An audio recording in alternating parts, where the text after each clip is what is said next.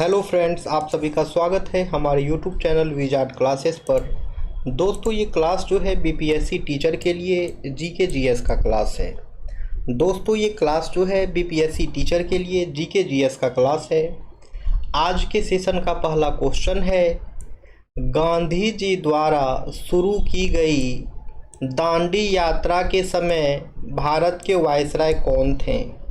यानी कि महात्मा गांधी जी जो हैं, जब दांडी यात्रा शुरू किए थे उस वक्त भारत के वायसराय कौन थे, वो पूछ रहा है।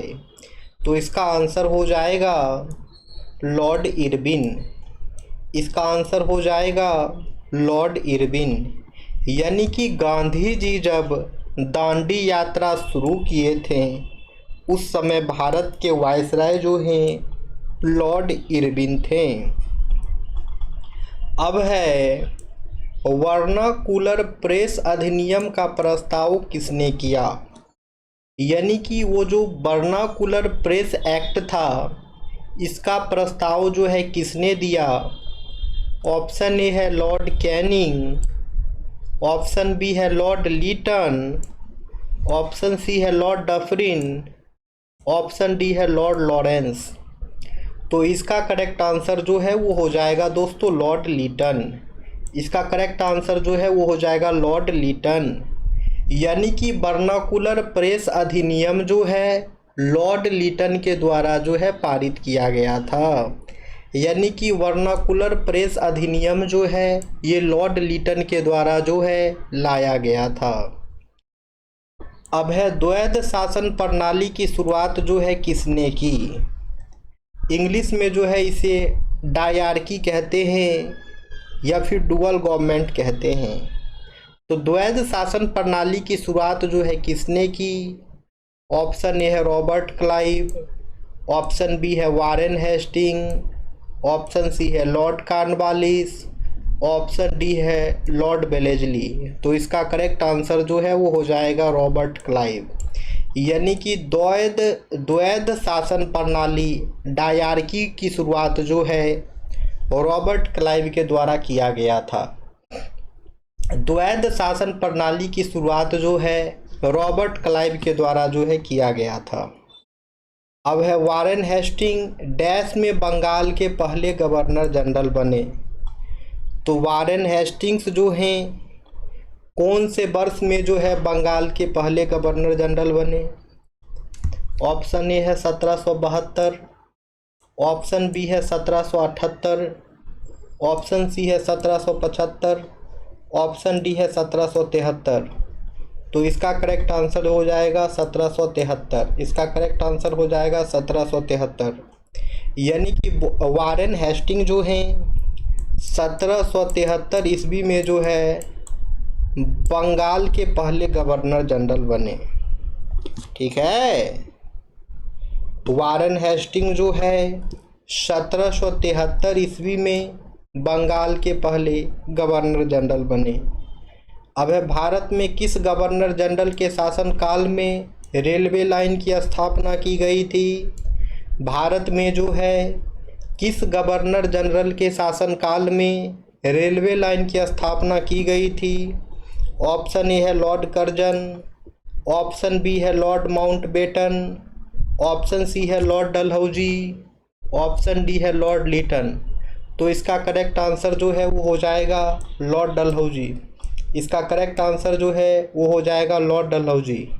यानी कि भारत में जो है रेलवे लाइन की स्थापना की गई थी लॉर्ड डलहौजी के शासनकाल में। ठीक है, भारत में जो है रेलवे लाइन की जो स्थापना की गई थी दोस्तों लॉर्ड डलहौजी के ही शासनकाल में की गई थी। अब है, भारत का पहला ब्रिटिश वायसराय कौन था? भारत का जो है पहला ब्रिटिश वायसराय कौन था? ऑप्शन ए है लॉर्ड कैनिंग, ऑप्शन बी है लॉर्ड वेलेस्ली, ऑप्शन सी है विलियम बेंटिक, ऑप्शन डी है रॉबर्ट क्लाइव। तो इसका करेक्ट आंसर जो है वो हो जाएगा लॉर्ड कैनिंग। इसका करेक्ट आंसर जो है वो हो जाएगा लॉर्ड कैनिंग। यानी कि भारत का पहला ब्रिटिश वायसराय जो है लॉर्ड कैनिंग था। यानी कि भारत का पहला ब्रिटिश वायसराय जो है लॉर्ड कैनिंग था। अब है अवध को ब्रिटिश प्रभुत्व में किस वर्ष मिला लिया गया था? अवध को जो है ब्रिटिश प्रभुत्व में किस वर्ष मिला लिया गया था? तो ये मिला लिया गया था 1856 ईस्वी में। 1856 ईस्वी में जो है अवध को ब्रिटिश प्रभुत्व में मिला लिया गया था। 1856 ईस्वी में जो है अवध को ब्रिटिश प्रभुत्व में मिला लिया गया था। अब है अफगानिस्तान के प्रति उत्साही फॉरवर्ड नीति का पालन करने वाला गवर्नर जनरल कौन था? अफगानिस्तान के प्रति उत्साही फॉरवर्ड नीति का पालन करने वाला पहला गवर्नर जनरल कौन था? तो ये लॉर्ड लिटन था। ये लॉर्ड लिटन था। ठीक है, अफगानिस्तान के प्रति उत्साही फॉरवर्ड नीति का पालन करने वाला गवर्नर जनरल जो था लॉर्ड लिटन था। अब है 1802 में बेसिन की संधि किसके बीच हुई थी? 1802 ईस्वी में जो है बेसिन की संधि किसके बीच हुई थी? ऑप्शन ए है अंग्रेज और बाजीराव प्रथम के बीच। ऑप्शन बी है अंग्रेज और बाजीराव द्वितीय के बीच। ऑप्शन सी है फ्रेंच और बाजीराव प्रथम के बीच। ऑप्शन डी है डच और बाजीराव द्वितीय के बीच। तो ये 1802 में जो बेसिन की संधि हुई थी ये अंग्रेज और बाजीराव द्वितीय के बीच हुई थी। 1802 ईस्वी में जो बेसिन की संधि हुई थी ये अंग्रेज और बाजीराव द्वितीय के बीच हुई थी। अब निम्नलिखित में से कौन सा जोड़ा जो है सही सुमेलित नहीं है? तो ये हो जाएगा ऑप्शन डी। बाकी जो सही है वो हो जाएगा लॉर्ड डलहौजी के समय अवध का विलय हुआ। लॉर्ड डफरिन के समय भारतीय राष्ट्रीय कांग्रेस की स्थापना हुई। लॉर्ड विलियम बेंटिक के समय जो है चार्टर अधिनियम 1833 का पारित होना। ये तीनों स्टेटमेंट जो है बिल्कुल करेक्ट है। ऑप्शन डी आपका रॉन्ग है। अब है जिस समय यूरोप में नेपोलियन की शक्ति के आगे साम्राज्य ढह रहे थे निम्नलिखित में से किस गवर्नर जनरल ने भारत में ब्रिटिश ध्वज को ऊंचा रखा? जिस समय यूरोप में नेपोलियन की शक्ति के आगे साम्राज्य ढह रहे थे निम्नलिखित में से किस गवर्नर जनरल ने भारत में ब्रिटिश ध्वज को ऊंचा रखा? तो ये लॉर्ड वेलेस्ली थे। तो ये लॉर्ड वेलेस्ली थे। जिस समय यूरोप में नेपोलियन की शक्ति के आगे साम्राज्य ढह रहे थे दोस्तों, तो उस समय जो है लॉर्ड वेलेस्ली भारत में ब्रिटिश ध्वज को जो है ऊंचा रखे थे। अब कभी भूलेंगे? याद रहेगा, ये 2-3 बार रिपीट कर दिए हैं। आगे आते हैं। बंगाल के निम्नलिखित गवर्नर जनरलों में से कौन जो है तीसरे आंग्ल मैसूर युद्ध से जुड़ा था? तो तीसरे आंग्ल मैसूर युद्ध से जो जुड़ा था वो हो जाएगा Lord Cornwallis. Third Anglo Mysore war से जो है लॉर्ड कॉर्नवालिस रिलेटेड था। थर्ड एंग्लो मैसूर वार से जो है लॉर्ड कॉर्नवालिस जो है रिलेटेड था दोस्तों। ठीक है, यानी कि तीसरा आंग्ल मैसूर युद्ध से जो है लॉर्ड कॉर्नवालिस जुड़ा हुआ था। अब है पेशवा शाही को कब समाप्त किया गया? When was Peshwa shahi एबोलिश्ड?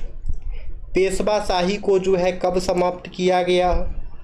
तो पेशवा शाही को जो है 1818 ईस्वी में जो है समाप्त किया गया था। पेशवा शाही को जो है 1818 ईस्वी में समाप्त किया गया था। पेशवा शाही को जो है 1818 ईस्वी में समाप्त किया गया था। ब्रिटिश भारतीय क्षेत्र का अंतिम प्रमुख विस्तार किसके समय में हुआ था? ब्रिटिश भारतीय क्षेत्र का अंतिम प्रमुख विस्तार जो है किसके समय में हुआ था?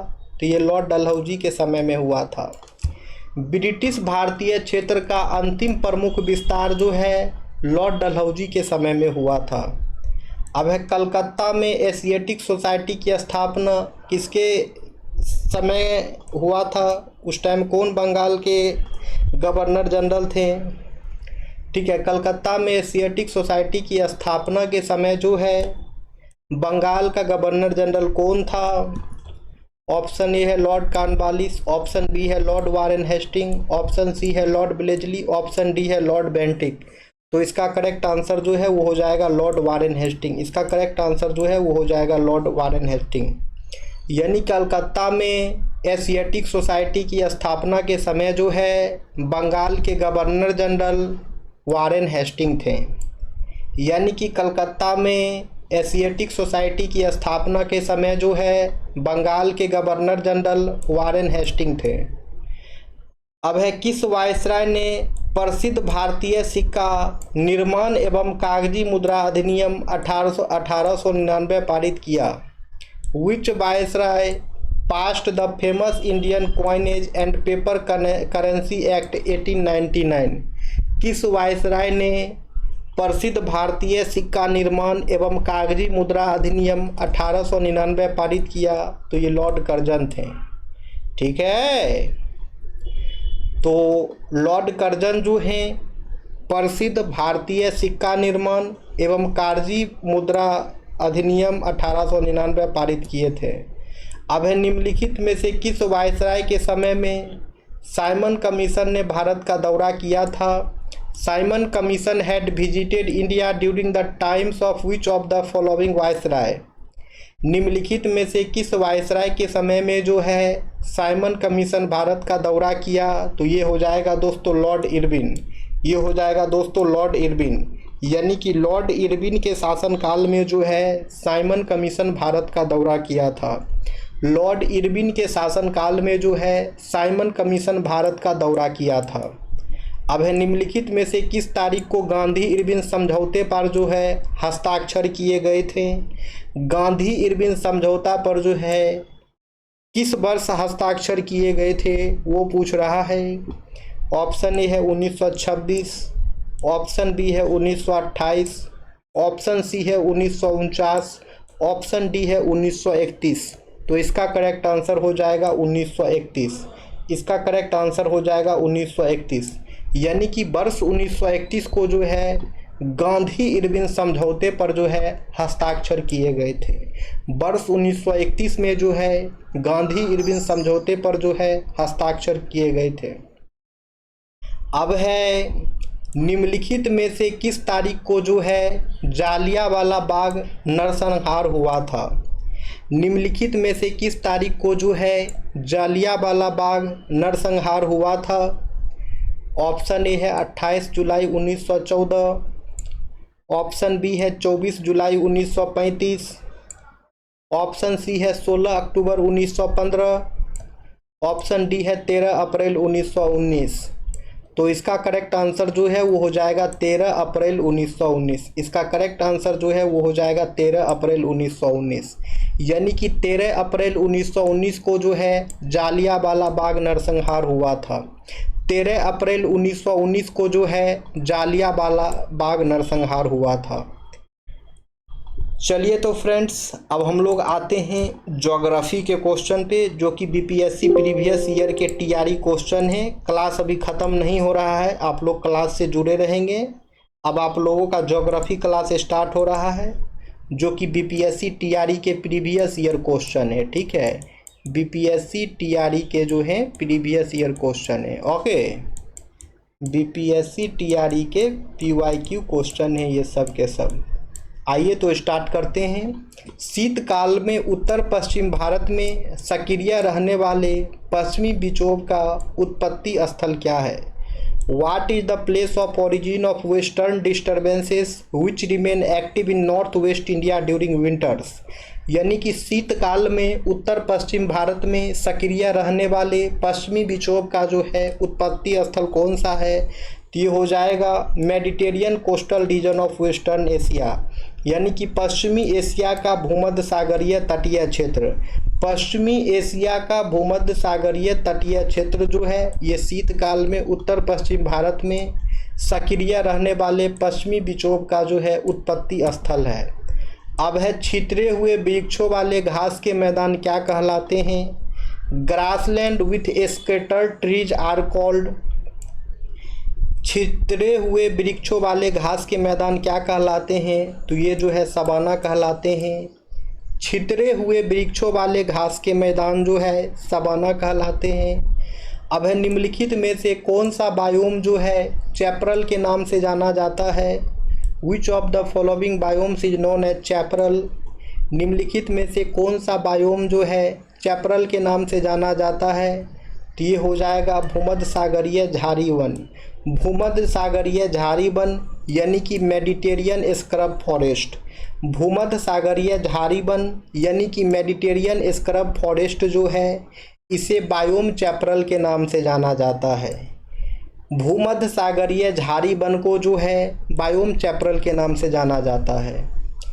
जब बहता पानी चिकनी मिट्टी को काटता है और गहरे चैनल बनाता है तो उसे क्या कहते हैं? What happens when flowing water cuts through clay soil and creates deep channel? जब बहता पानी जो है चिकनी मिट्टी को काटता है और गहरे चैनल बनाता है तो उसे क्या कहते हैं? तो उसे जो है गली कटाव यानी कि गली इरोजन कहते हैं। जब बहता पानी चिकनी मिट्टी को काटता है और गहरे चैनल बनाता है तो उसे जो है गली कटाव यानी कि गली इरोजन कहते हैं। अब है निछालन किस प्रकार की प्रक्रिया है? What type of process is leaching?